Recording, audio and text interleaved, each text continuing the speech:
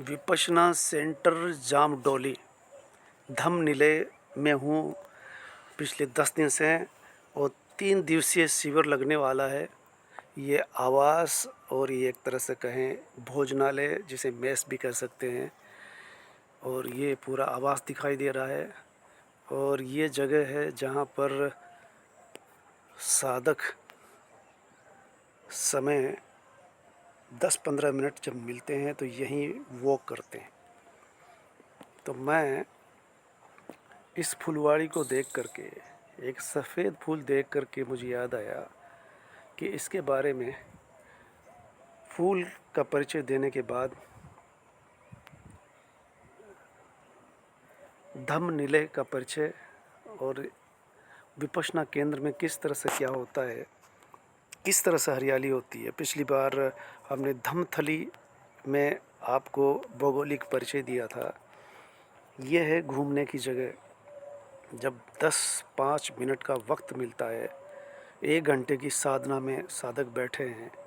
मैं अभी परिचय कराऊंगा रामदयाल जी से, जो अभी बगीचे में बैठे हुए हैं। इससे पहले ये बता दें कि धमनिले हो या दमथली हो या भारत का कोई भी साधना केंद्र हो, पद्धति एक ही है और पद्धति है सत्यनारायण गोयनका जी शुरुआत करते हैं, समापन करते हैं। हर दिन उन्हीं के प्रवचनों से गुलजार होता है ये ध्यान केंद्र। ये फूल देख कर के मुझे याद आया कि ये सफ़ेद फूल हम प्रकृति से है, प्रकृति हमसे नहीं, बल्कि लोग प्रकृति को नष्ट करने पर तुले हुए हैं। ये प्रकृति है, इसी से हम सांस लेते हैं, ऑक्सीजन।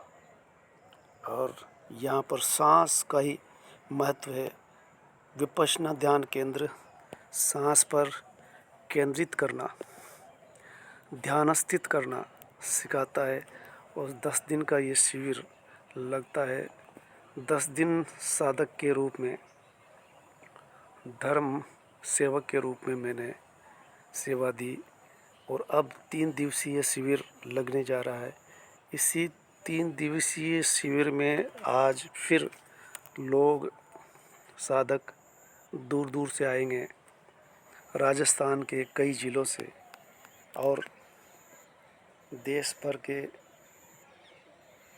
अलग अलग प्रदेशों से, छत्तीसगढ़, MP, UP, हरियाणा और राजस्थान के लगभग हर ज़िले से साधक यहाँ आए। समस्तीपुर के चंदन जी अभी यहाँ ठहरे हुए हैं रात से और इसके बाद आज दिन में साधक आएंगे, 3 दिवस की साधना करेंगे। और ये आवास की दूसरी मंजिल दिखाई दे रही है। उधर बैक साइड महिलाओं का आवास है और महिलाओं का साधना कक्ष, पुरुषों का साधना कक्ष एक ही होता है, लेकिन एक तरफ महिलाएं बैठती है, एक तरफ पुरुष बैठते हैं। उनका भोजनालय भी सेपरेट होता है। दिन भर इसी तरह का घूमने का दूसरी तरफ बना हुआ है। ये है धमनिले का भौगोलिक क्षेत्र और आसपास का परिवेश आप देख रहे हैं कि धमथली गलता जी से कोई 6-7 किलोमीटर दूर है। ये एक गांव में जामडौली कहलाता है इलाका। तो इसी जामडौली में स्थित है धमनिले और धमनिले में रात को आ गए थे रामदयाल जी। अब रामदयाल जी से मिलेंगे हम। रामदयाल जी, कौन सा गांव आपका? रेनवाल के पास में है हमारा गाँव। रिंगस रिंगस फुलेरा के बीच में पड़ता है। रिंगस और फुलेरा के बीच में रेनवाल गांव है। तो आप कितने शिविर कर चुके हैं अब तक? 3 कर चुके। 3 शिविर कर चुके हैं। उसके बाद अच्छा, पहला शिविर कितने साल पहले किया था? गाँव में गोयनका जी के गांव में भी ये करके आए। कौन सा सन रहा होगा वो?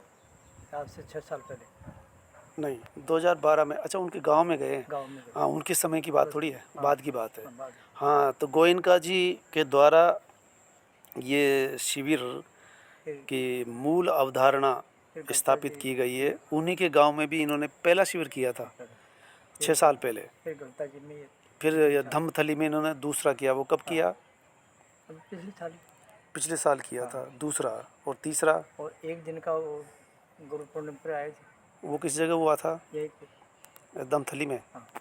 और अब ये पहली बार आप जामडोली हाँ। धमनीले में आए हैं, और ये कल शाम को आ गए थे। आपके बच्चे बच्ची क्या हैं? 2 बच्चे हैं, शादियाँ हो गई, शादी बच्चे पोते पोती हो गए, 2।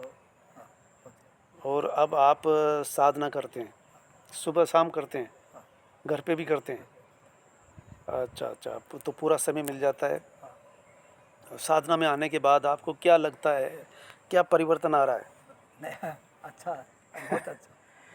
वो वापस चार्ज हो जाते हैं। आप एक तरह से बैटरी चार्ज हो जाती हाँ, है। वापस। तो ये राम दयाल जी का कहना, आपकी उम्र क्या होगी? मेरे ढाई कम 70 में। हाँ, तो आप लगभग 68 साल के हैं, मुझसे 7 साल बड़े हैं, और मैं धर्म सेवा में हूँ।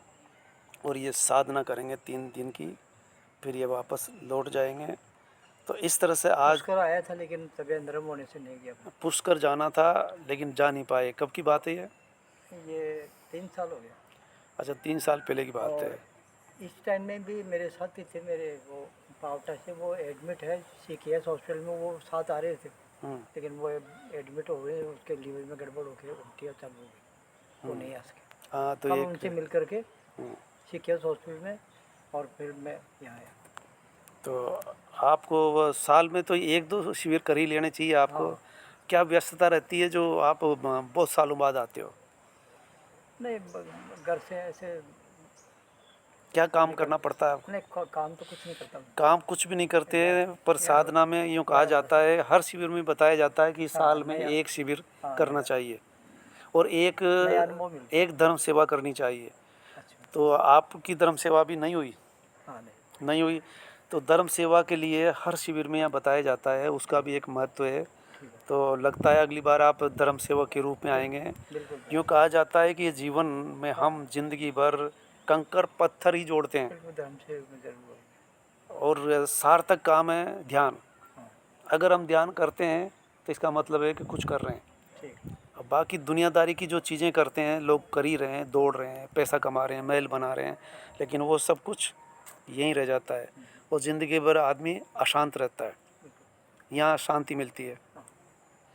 तो शांति की तलाश में लोग भटकते हैं, इधर उधर तीर्थ यात्रा करते हैं। क्या आपने भी तीर्थ यात्राएं की है? नहीं, इसमें विश्वास कम रखता हूँ। अब पहले से कम था या यहाँ आने के बाद कम हुआ? नहीं, पहले से मैं, हम तो 38 साल से मैं ऋषि उद्यान जाता हूँ अजमेर, वारिस समाज का है, अच्छा। उससे जुड़ा हुआ। तो आप एक तरह से कबीर पंथी हो। नहीं, कबीर दास यही कहते हैं। कबीर को मानता है, आर्य समाज। कबीर से जो भी मानता है, जो भी इस रास्ते पे, वो कबीर पंथी हो जाता है।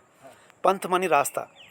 कबीर दास कहते हैं कि तीर्थ यात्रा, पहाड़ पर देवालय और नदियों में नहाने से कुछ नहीं मिलता, कबीर दास कह गए। इसमें विश्वास का। तो ये बात कबीर दास कह गए, और जो इस रास्ते पे चलता है उसको ही कबीर पंथी कह देता हूँ मैं, क्योंकि मैं भी कबीर पंथी हूँ इस तरह में। और बुद्ध उनके भी अग्रणी हैं, तो बुद्ध की बातें कबीर पंथ में कबीर दास कह गए। तो इसलिए कबीर दास के रास्ते पर हो, बुद्ध के रास्ते पर हो, और अब तो विपश्यना करते करते आप विपश्य हो गए। तो राम दयाल जी से मुलाकात हुई, अब ये 3 दिन तक यहीं रहेंगे। आज इतना ही।